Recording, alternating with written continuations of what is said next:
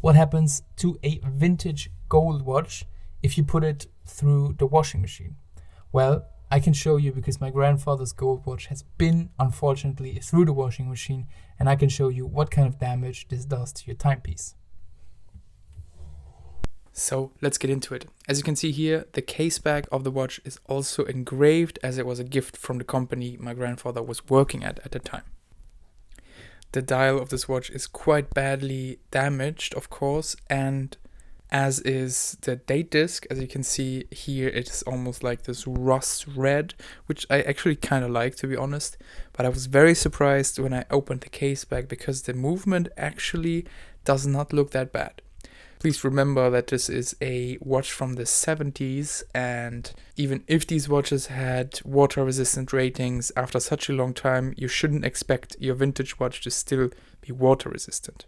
What I thought was very interesting, as you can see here on the dial where it should say something like automatic, there's definitely a lot of letters missing, and it seems like they have been swept up and just placed on different parts of the dial, which I think is something so cool. Here I try out the hand setting, which still works, but you can see one of the hands is quite damaged, and I believe it is because this hand has been bent down and touches the IWC logo, which you can see from the side here quite well.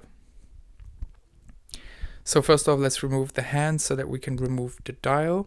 Works pretty easily with this tool. Then I remove the dial screws so that we can have a look under the dial. I suspect, looking at the date disc, that this will be the worst part of the movement. And actually, again, if you look under the dial, there is more swept up numbers, in this case from the date disc, which have been swept up and just settled down under the dial.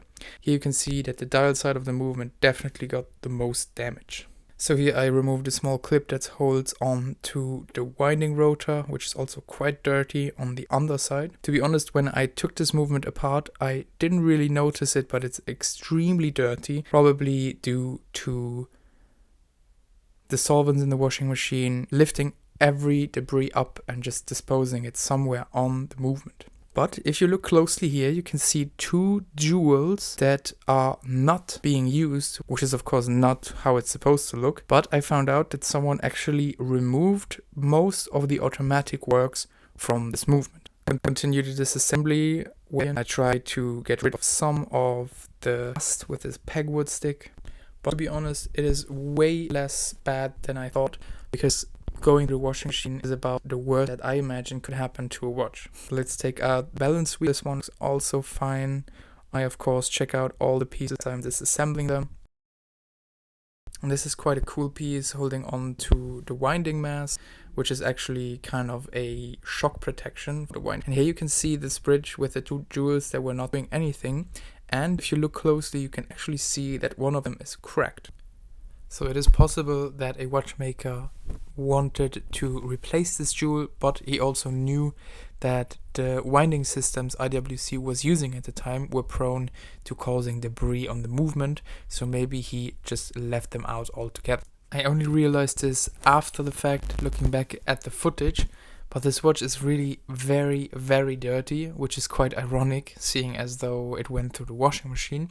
But that's why I was also quite disappointed at the beginning seeing this movement, because I expected an IWC watch to have a higher standard of finish, but I think after a good clean, this watch will look as beautiful as new, and I think some of the shine will come back. So just a few more pieces in this disassembly. Of course, I'm not showing everything. The barrel is also very dirty, but you can see in this case the beauty of the finish that is underneath. So this will need a good clean, a good re-oil, everything put back together. I will not be replacing the automatic works part because it will be just too expensive for me at the moment, and I think I could get this watch working without the automatic works. It will then just be a manual wind watch. What definitely has to be replaced is the click spring that holds the tension in the barrel. And I hope I will be able to do this because it seems like the screw has rusted into the plate in this case, which will make it much more difficult to replace. But that's it for this part of this video. Thank you guys so much for watching. Subscribe if you want to see a second part and other watch related content. See you next time. Ciao.